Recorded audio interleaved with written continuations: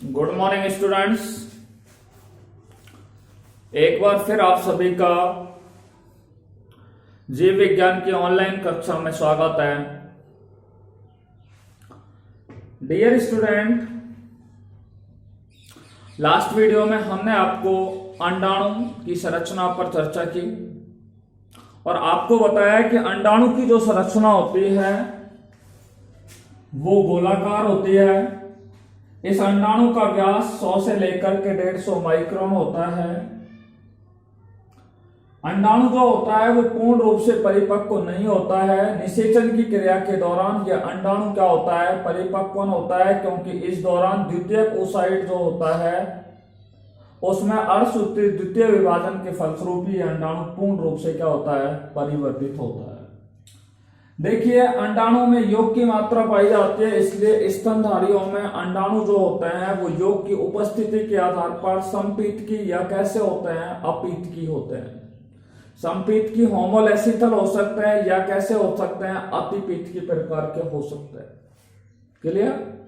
देखिए, इसके बाद हमने आपसे बात की थी कि यहाँ पर जो अंडाणु होता है उसकी संरचना 3 स्तरों के द्वारा घिरी हुई होती है। ये सबसे भारी स्तर होती है जिसको कोरोना रेडिएटा के नाम से जाना जाता है। ये वाली जो झिल्ली होती है कोरोना रेडिएटा के नीचे क्या पाई जाती है, जोना पेलुसिडा का स्तर पाया जाता है, जो पारदर्शी होता है और किस प्रकार का होता है, अकोष्ठीय प्रकार का होता है। इसके अंदर प्लाज्मा झिल्ली पाई जाती है।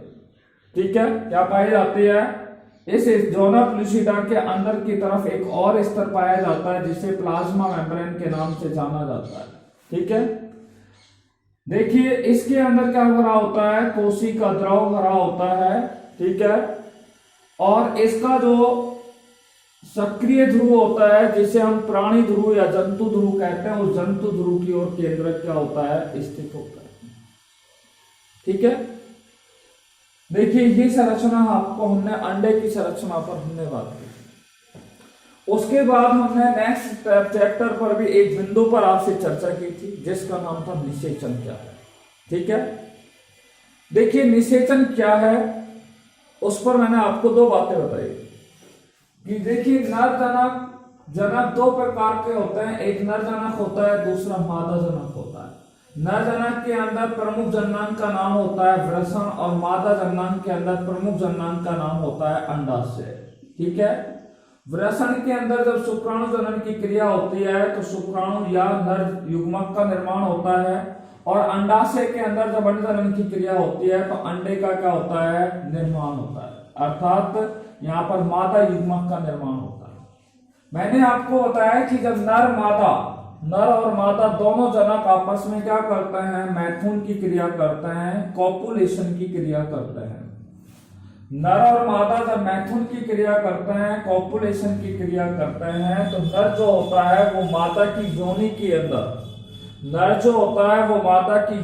अंदर शुक्राणुओं को क्या कर देता है, छोड़ देता है, या नर युग्मकों को छोड़ देता है, जिस क्रिया को वीर्य सेचन की क्रिया कहते हैं। जिस क्रिया को कौन सी क्रिया कहते हैं, वीर्य सेचन की क्रिया कहते हैं, जिसे कहते हैं इंसेमिनेशन कहा जाता है। क्या कहा जाता है, इंसेमिनेशन कहा जाता है। ठीक है, तो आपको मैंने वीर्य सेचन बताया कि वीर्य सेचन क्या है। तो मैथुन की क्रिया के दौरान नर जो होता है वो मादा की योनि के अंदर शुक्राणुओं को छोड़ देता है, जिसे वीर्य सेचन या इंसेमिनेशन कहा जाता है। ये शुक्राणु जो होते हैं वो अंडे के पास पहुंचते हैं, और अंडे के अंदर जब शुक्राणु प्रवेश कर जाता है तो उसे हम क्या कहते हैं, युग्मक संलयन कहते हैं। गैमेट फ्यूजन के नाम से इसे क्या है, जाना जाता है। क्या कहा जाता है, गैमेट फ्यूजन। जब नर युग्मक मादा युग्मक में प्रवेश कर जाता है तो युग्मक संलयन कहलाता है। और जब नर युग्मक के केंद्रक और मादा युग्मक के केंद्रक दोनों आपस में संलयित हो जाते हैं तो संलयन की क्रिया को क्या कहते हैं, निषेचन की क्रिया कहते हैं। परिभाषा क्या हुई कि नर और मादा युग्मक के प्राक केंद्रकों के संलयन की क्रिया को निषेचन की क्रिया कहते हैं। नर युग्मक और मादा युग्मक के केंद्रक, ठीक है, जिनको हम बोलेंगे प्राक केंद्र, नर युग्मक और मादा युग्मक के प्राक केंद्रकों के संलयन की क्रिया को क्या कहा जाता है, निषेचन कहा जाता है। निषेचन आपको समझ में आ गया। देखिए निषेचन को हम क्या बोल सकते हैं, कैरियोगैमी भी बोल सकते हैं, कैरियोगैमी। वैसे आपकी बुक में जो लिखा है वो गलत लिखा है, कैरियो का अर्थ होता है कैरियोन और गैमी का अर्थ होता है फ्यूजन, ठीक है। अर्थात केंद्रकों का क्या होता है, संलयन होता है। किनका केंद्रकों का संलयन होता है, नर और मादा युग्मक के केंद्रकों के संलयन को क्या कहा जाता है, कैरियोगैमी या निषेचन या फर्टिलाइजेशन कहा जाता है, ठीक है। देखिए यहां पर हमने ये बातें कर ली। आज जो हम आपसे चर्चा करेंगे वो पहला बिंदु होगा उभय मिश्रण क्या है, एम्फी मिक्सिस क्या है। दूसरा हम बात करेंगे निषेचन कितने प्रकार का होता है। उसके बाद नेक्स्ट बिंदु पर हम बात करेंगे कृत्रिम वीर्य सेचन क्या है, और उसके बाद हम बात करेंगे निषेचन की क्रिया के प्रमुख पदों पर आपसे चर्चा करेंगे, या निषेचन के विभिन्न चरणों पर आपसे बात करेंगे, वेरियस स्टेप्स ऑफ फर्टिलाइजेशन। तो आज जो हम बात करने जा रहे हैं उन पर आप देखिए।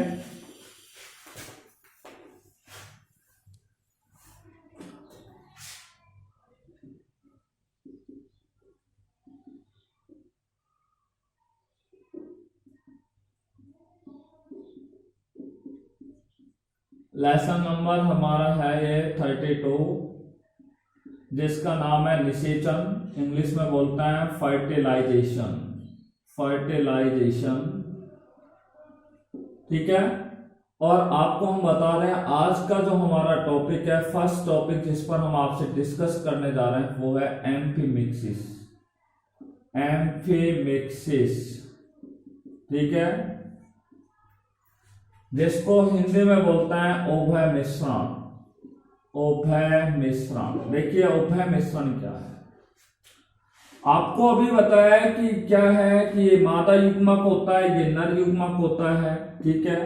जब नर युग्मक मादा युग्मक में क्या कर जाता है, प्रवेश कर जाता है, तो प्रवेश करने के पश्चात इनके जो पराग केंद्रक होते हैं या केंद्रक होते हैं वो आपस में संलयित हो जाते हैं, जिससे निषेचन की क्रिया कहते हैं। निषेचन की क्रिया के पश्चात मैंने आपको बताया कि यहाँ पर जो गुणसूत्र होते हैं, नर युग्मक के गुणसूत्र और मादा युग्मक के गुणसूत्र, नर युग्मक के गुणसूत्र और मादा युग्मक के जो गुणसूत्र होते हैं वो दोनों आपस में क्या हो जाते हैं, मिश्रित हो जाते हैं, मिल जाते हैं, मिक्सअप हो जाते हैं, जिस क्रिया को क्या कहते हैं, उभय मिश्रण। उभय का अर्थ होता है दोनों, अर्थात नर युग्मक और मादा युग्मक, ठीक है, कि जो गुणसूत्र होते हैं वो आपस में क्या हो जाते हैं, मिश्रित हो जाते हैं, जिसे क्या कहा जाता है, एम्फीमिक्सिस कहा जाता है। उभय मिश्रण की परिभाषा क्या हुई कि दो युग्मकों के, ठीक है, या नर युग्मक और मादा युग्मक के गुणसूत्रों के सम्मिश्रण को ही क्या कहा जाता है, उभय मिश्रण कहा जाता है। या हम कह सकते हैं दो युग्मकों के गुणसूत्रों के अंतर्विष्ट होने की क्रिया को ही उभय मिश्रण कहा जाता है। दो युग्मकों के दो गुणसूत्रों के अंतर्विष्ट होने की क्रिया को, अंतर्विष्ट का अर्थ होता है आपस में मिलने की क्रिया को ही क्या कहा जाता है, उभय मिश्रण कहा जाता है, ठीक है। देखिए उभय मिश्रण के बाद हम नेक्स्ट बिंदु पर आपसे चर्चा कर रहे हैं और वो है निषेचन के प्रकार, टाइप ऑफ निषेचन, टाइप ऑफ फर्टिलाइजेशन पर हम बात कर रहे हैं, निषेचन के प्रकार। देखिए निषेचन जो होता है वो मुख्य रूप से आपको मैं बता दूं कहां पर होता है, मानव में निषेचन की क्रिया कहां होती है। ये मादा जननांग की संरचना आपने देखी है, ठीक है, इस तरीके से मादा जननांग की संरचना होती है, ठीक है। इस मादा जननांग की संरचना में आप देखेंगे, इस मादा जननांग की संरचना में आप देखेंगे कि ये क्या होता है, यूट्रियस होता है, गर्भाशय होता है, ठीक है। या तो इसको ऐसे बना दीजिए या फिर हम इसको इस तरीके भी आपको क्या है दर्शा सकते हैं, ठीक है। इस तरीके की संरचना आपको हमने यहाँ पे बना दी है, ठीक है। और ये इसकी क्या बन गई है, एक प्रकार से अंडवाहिनी हमने आपको बना दी है, ठीक है। ये क्या है, ये इस तरीके से जो संरचना होती है, ठीक है, इस प्रकार की संरचना होती है। आपको पता है अंडाशय होता है, अंडाशय में ग्राफीन पुटिका जब फट जाती है तो द्वितीयक ओसाइड जो होता है वो ग्राफियन पुटेका से निकल करके ये अंडवाहिनी होती है, ये यहां से लेकर के ये अंडवाहिनी होती है। अंडवाहिनी के 3 भाग होते हैं। ये वाला जो भाग कहलाएगा इसे कहा जाएगा इन्फेंडिबुलम ग्रंथ। ये जो मुड़ी हुई संरचना है जिस वाले भाग को कहा जाता है तुम्बिका या एम्पुला कहा जाता है, और इस वाली संरचना को कहा जाता है फैलोपियन ट्यूब के नाम से जाना जाता है। देखिए अंडाशय से अंडे निकलेंगे, ठीक है। अंडाशय से अंडे कब निकलेंगे, मैंने बताया अंडाशय से अंडे का या अंडोत्सर्ग की क्रिया होती है वो प्रत्येक माह 28वें दिन होती है, ठीक है। और आपको बता दें अंडोत्सर्ग की जब क्रिया होती है तो उसके पास उस दौरान क्या होता है, ग्राफियन पुटेकाएं फटती है और द्वितीयक ओसाइट होता है वो बाहर निकलता है। निकलने के बाद ये इन्फेंडिबुलम ग्रंथ के अंदर एक छिद्र होता है जिसे ओस्टियम छिद्र कहा जाता है। इस छिद्र में से होकर के वह अंडा क्या होता है, प्रवेश करता है। प्रवेश करने के पश्चात वो कहां पर व्यवस्थित हो जाता है, वो आकर के इस एम्पुला वाले भाग पर क्या हो जाता है, व्यवस्थित हो जाता है। ये क्या है, मादा की योनि होती है। और जब यहाँ पर नर का क्या है, सेशन मैथुन की क्रिया करता है तो इसके द्वारा क्या छोड़े जाते हैं, शुक्राणु छोड़े जाते हैं।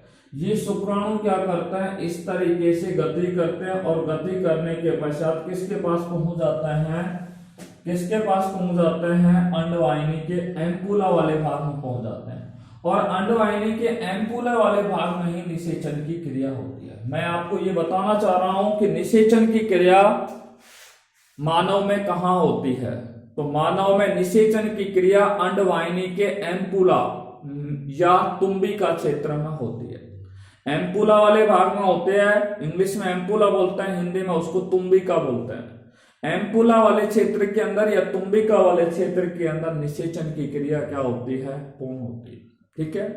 हम बात कर रहे थे कि भाई निषेचन की जो क्रिया वो होता है, निषेचन जो होता है वो कितने प्रकार का होता है।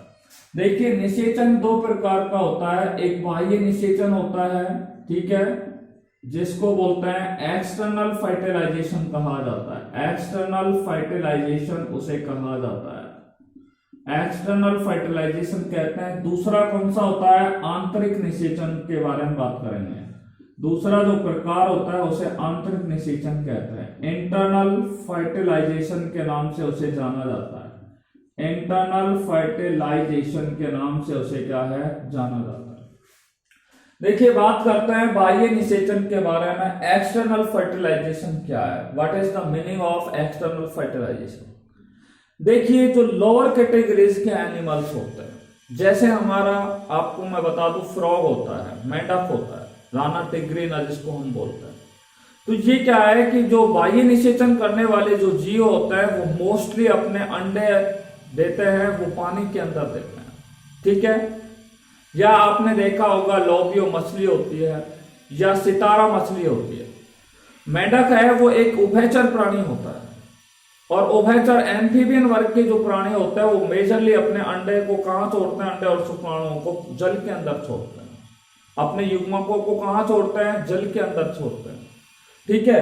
जब जल में उनके द्वारा उन युग्मकों को छोड़ा जाता है, ठीक है, यानी कि यहाँ पर निषेचन की क्रिया कहां होती है, जल के अंदर होगी। जब मेंढक के द्वारा अंडे छोड़े और ये शुक्राणु है, तो ये शुक्राणु और अंडे का जो निषेचन होगा, यानी कि युग्मक जो होते हैं ये निषेचन कहां होता है, बाह्य वातावरण में होता है।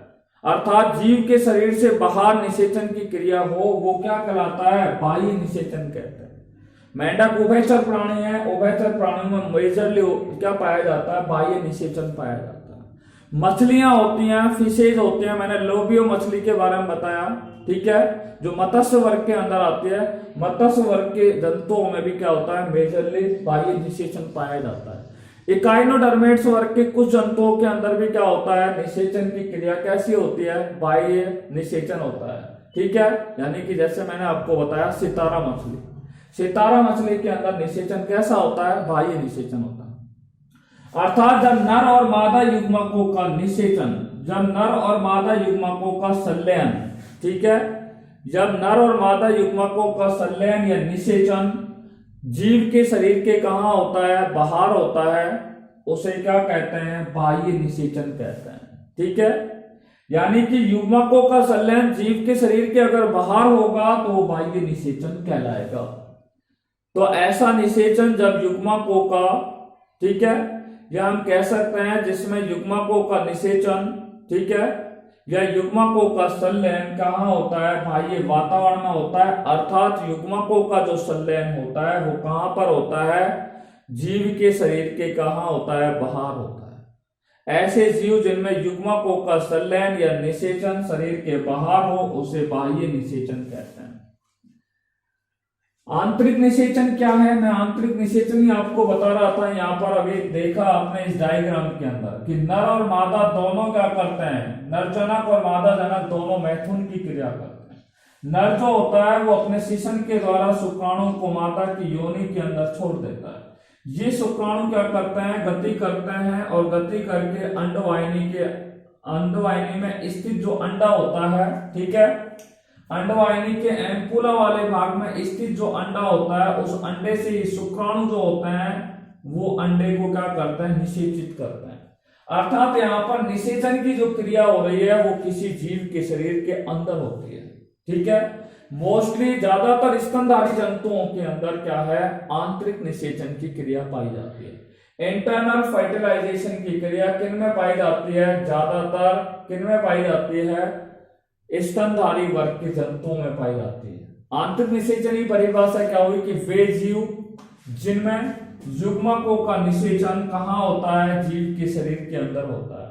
अर्थात युग्मकों का निषेचन जब किसी जीव के शरीर के आंतरिक भाग में हो या अंदर हो तो उसे आंतरिक निषेचन कहा जाता है। तो युग्मकों का निषेचन शरीर के बाहर हो, निषेचन युग्मकों का निषेचन शरीर के अगर बाहर हो तो बाह्य निषेचन कहलाएगा। और मैंने आपको बताया बाह्य निषेचन के लिए मुख्य रूप से जल एक माध्यम के रूप में क्या करता है, कार्य करता है। आंतरिक निषेचन मैंने आपको बताया कि ऐसा निषेचन या जिसमें युग्मकों का संलयन जीव के शरीर के अंदर होता है या जिसमें युग्मकों का निषेचन कहाँ होता है, जीव के शरीर के अंदर हो उसे आंतरिक निषेचन कहते हैं। और मेजरली स्तनधारी जंतुओं के अंदर क्या पाए जाते हैं, स्तनधारी वर्ग के जंतुओं के अंदर आंतरिक निषेचन क्या है, पाया जाता है, ठीक है। देखिए अब हम बात करते हैं कृत्रिम वीर्य सेचन का। एक बिंदु आपके यहां पर दे रखा है, उस बिंदु पर आपसे चर्चा करने जा रहे हैं। देखिए कृत्रिम वीर्य सेचन की आवश्यकता क्यों पड़ती है, what is the necessity of artificial insemination, ठीक है। देखो हम बात करते हैं, दूसरा नेक्स्ट टॉपिक है हमारा आर्टिफिशियल इंसेमिनेशन। आर्टिफिशियल इंसेमिनेशन पर हम आपसे बात कर रहे हैं। इंसेमिनेशन, आर्टिफिशियल इंसेमिनेशन क्या है, ठीक है। देखिए आर्टिफिशियल इंसेमिनेशन जो होता है या कृत्रिम वीर्य सेचन, हिंदी में बोलते हैं इसको कृत्रिम वीर्य सेचन। कृत्रिम वीर्य सेचन मुख्य रूप से पशुओं की नस्ल सुधार करने के लिए किया जाता है। पशुओं जो होते हैं उनमें नस्ल सुधार करने के लिए, पशुओं में नस्ल सुधार करने के लिए कृत्रिम वीर्य सेचन की विधि का उपयोग किया जाता है। मैं वीर्य सेचन तो आपको पहले ही बता चुका हूं। वीर्य सेचन क्या है, जब नर जनक मादा जनक की योनि में शुक्राणुओं को छोड़ देता है उसे क्या कहते हैं, वीर्य सेचन कहते हैं। या हम ऐसे बोल सकते हैं कि मैथुन की क्रिया के दौरान नर द्वारा मादा की योनि में त्यागे गए या छोड़े गए शुक्राणुओं को ही क्या कहा जाता है, वीर्य सेचन कहा जाता है, ठीक है। और हम बात कर रहे हैं कृत्रिम वीर्य सेचन। कृत्रिम वीर्य सेचन जो होता है वो पशुओं की नस्ल सुधार करने के लिए कृत्रिम वीर्य सेचन की विधि का उपयोग किया जाता है। कृत्रिम वीर्य सेचन का उपयोग पशुओं की नस्ल सुधारने के लिए किया जाता है। पशुओं में हम क्या है, अधिक दूध प्राप्त करने के लिए, ठीक है, इस विधि का उपयोग करते हैं। या पशुओं से हम अधिक मात्रा में मांस प्राप्त करने के लिए या चमड़ा प्राप्त करने के लिए, या पशुओं से हमें क्या है अधिक कुछ ऐसे इंपोर्टेंट क्या होते हैं पशुओं से प्राप्त होने वाले उत्पाद होते हैं, उन उत्पादों को प्राप्त करने के लिए हम कृत्रिम वीर्य सेचन विधि का उपयोग किया जाता है, जिससे पशुओं की नस्लों में क्या हो जाता है, सुधार हो जाता है। तो पशुओं की नस्ल सुधारने के लिए कृत्रिम वीर्य सेचन किया जाता है। अब ये किया क्यों जाता है, सॉरी किया कैसे जाता है, कृत्रिम वीर्य सेचन कैसे किया जाता है, देखिए अब इस पर बात कर रहे हैं। सबसे पहले कृत्रिम वीर्य सेचन के लिए हम क्या करते हैं, उन्नत नस्ल के जो नर पशु होते हैं उनका चयन करते हैं। उन्नत नस्ल के पशुओं का चयन करते हैं और चयन करने के पश्चात, ठीक है, उनके शुक्राणुओं को क्या किया जाता है, लेकर के उनका संरक्षण या परिरक्षण किया जाता है। शुक्राणुओं का क्या किया जाता है, उन नर पशुओं के शुक्राणुओं को लेकर के उनका परिरक्षण किया जाता है, उनका संरक्षण किया जाता है। और कैसे किया जाता है उन नर के शुक्राणुओं का परिरक्षण या संरक्षण, मैंने आपको बताया कि शुक्राणुओं का परिरक्षण करने के लिए क्रायो प्रिजर्वेशन की विधि, क्रायो प्रिजर्वेशन की विधि का उपयोग किया जाता है। क्रायो प्रिजर्वेशन की विधि के अंदर क्या है, शुक्राणुओं को संरक्षित रखने के लिए -196 डिग्री सेल्सियस तापक्रम पर और द्रवित नाइट्रोजन के अंदर शुक्राणुओं को क्या है, रखा जाता है। शुक्राणुओं को -196 डिग्री सेल्सियस तापक्रम पर और द्रवित नाइट्रोजन के अंदर क्या है, संरक्षित किया जाता है, परिरक्षित किया जाता है। शुक्राणुओं को जब हम परिरक्षित कर लेते हैं तो परिरक्षित करने के पश्चात जब इन शुक्राणुओं की किसी मादा को क्या होती है, आवश्यकता होती है, अर्थात कैसे होती है, जब कोई मादा पशु क्या होती है, मध्यकाल अवस्था में होता है। मध्यकाल अवस्था के अंदर जो पशु होता है वो एक असामान्य व्यवहार को प्रदर्शित करता है, जैसे वो रंभाता है या उछल कूद करता है अपने खूंटे के आसपास, तो आपने देखा होगा वो कौन सा काल कहलाएगा, उनका मध्यकाल कहलाता है। ठीक है, तो यानी कि शुक्राणुओं की जब आवश्यकता होती है तो उन शुक्राणुओं की आवश्यकता होने पर क्या, सॉरी, जब मादाओं को शुक्राणुओं की आवश्यकता होती है, कब होती है, जब मादाएं कौन सी अवस्था में होती है, मध्यकाल अवस्था में होती है। और मादाएं जब मध्यकाल अवस्था के अंदर होती है तो उस दौरान उन मादा पशुओं के अंदर शुक्राणुओं को क्या करते हैं, जो परिरक्षित शुक्राणु होते हैं उनको उन शुक्राणुओं को मादा की योनि के अंदर क्या कर दिया जाता है, स्थानांतरित कर दिया जाता है, या मादा की योनि के माध्यम से गर्भाशय नाल में उनको क्या किया जाता है, स्थानांतरित कर दिया जाता है, जिसे कृत्रिम वीर्य सेचन कहते हैं। ये हमने आपको कृत्रिम वीर्य सेचन बता दिया है कि किस तरीके से होता है। अब इसकी हम केवल परिभाषा आपके यहाँ पे दी हुई है, तो परिभाषा क्या हुई, देखिए कि पशुओं की नस्ल सुधारने के लिए कृत्रिम वीर्य सेचन का उपयोग करते हैं, ये तो हम आपको बता चुके हैं। आप डेफिनेशन देख लीजिए, ठीक है। देखिए, नर पशुओं के शुक्राणुओं को संरक्षित करने के पश्चात आवश्यकता अनुसार उन शुक्राणुओं को मादा की योनि के गर्भाशय नाल में क्या किया जाता है, स्थानांतरित किया जाता है, जिसे कृत्रिम वीर्य सेचन कहा जाता है। एक बार फिर सुन लीजिए, नर पशु के शुक्राणुओं को संरक्षित करने के पश्चात जब उनकी आवश्यकता होती है तो आवश्यकता अनुसार उन शुक्राणुओं को मादा पशु की योनि के गर्भाशय नाल में पहुंचाने की क्रिया को क्या कहा जाता है, या स्थानांतरित करने की क्रिया को कृत्रिम वीर्य सेचन कहा जाता है।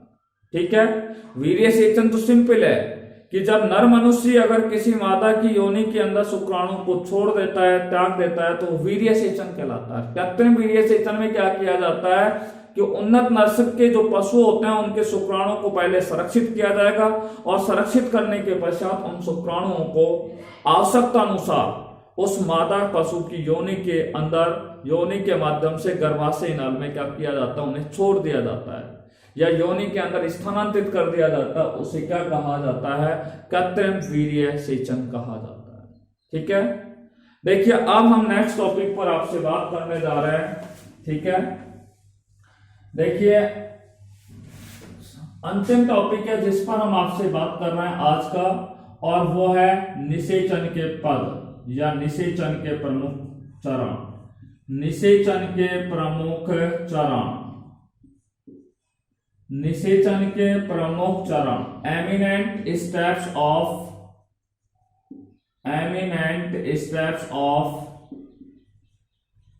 फर्टिलाइजेशन, निषेचन के प्रमुख पद। ठीक है, देखिए निषेचन के मुख्य रूप से 4 पद होते हैं। ठीक है, निषेचन के कितने पद होते हैं? निषेचन के 4 प्रमुख चरण होते हैं या 4 प्रमुख क्या होते हैं? पद होते हैं। पहला जो पद होता है उसका नाम मैं आपको बता देता हूं, ध्यान से सुनना है। यानी कि पहले पद का जो नाम होगा उस पर हम आपसे डिस्कस कर रहे हैं, ठीक है। देखिए पहले पद का नाम है अप्रोच ऑफ स्पर्म टू ओवियम, शुक्राणु का अंडाणु तक पहुंचना। पहला हो गया शुक्राणु का अंडाणु तक पहुंचना, अंडाणु तक पहुंचना। शुक्राणु अंडाणु तक किस तरीके से पहुंचते हैं, ठीक है, इस पर हम बात करेंगे। शुक्राणु का अंडाणु तक पहुंचना, ठीक है। इंग्लिश में बोलेंगे अप्रोच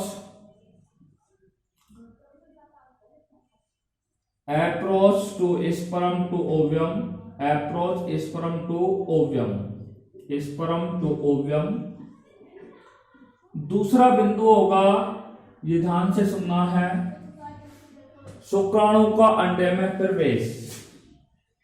दूसरा चरण होगा शुक्राणु का अंडाणु में प्रवेश, अंडाणु में प्रवेश। Entry of sperm into, entry of sperm into ovum, शुक्राणु का अंडाणु में प्रवेश, ये दूसरा चरण कहलाएगा। पहला चरण का नाम है शुक्राणु का अंडाणु तक पहुंचना, और दूसरा स्टेप हो गया शुक्राणु का अंडाणु में प्रवेश, एंट्री ऑफ स्पर्म इनटू ओवियम। और तीसरा जो बिंदु है उस पर हम बात करते हैं वलकुट का निर्माण, कॉर्टेक्स फॉर्मेशन, वलकुट का निर्माण, formation of cortex, formation of cortex. चौथा जो बिंदु है जिस पर हम आपसे बात करेंगे वो है पराग केंद्रकों का संलयन, पराग केंद्रकों का संलयन, fusion of pronuclei, fusion of pronuclei, ठीक है, पराग केंद्रकों का संलयन। तो निषेचन के 4 प्रमुख चरण होते हैं, शुक्राणु का अंडाणु तक पहुंचना, शुक्राणु का अंडाणु में प्रवेश, वलकुट का निर्माण और पराग केंद्रकों का संलयन, ठीक है। सबसे पहले हम बिंदु बात करेंगे जिसका नाम है शुक्राणु का अंडाणु तक पहुंचना, ठीक है। शुक्राणु अंडाणु तक किस तरीके से पहुंचते हैं, ठीक है, तो इस पर हम बात करते हैं। देखिए मैंने अभी आपको इस तरीके का एक डायग्राम बनाया था, ठीक है। देखिए इस तरीके का हमने आपको एक डायग्राम बनाया, और इस डायग्राम के अंदर आपको मैंने ये डायग्राम आप देख रहे हैं यहां पे,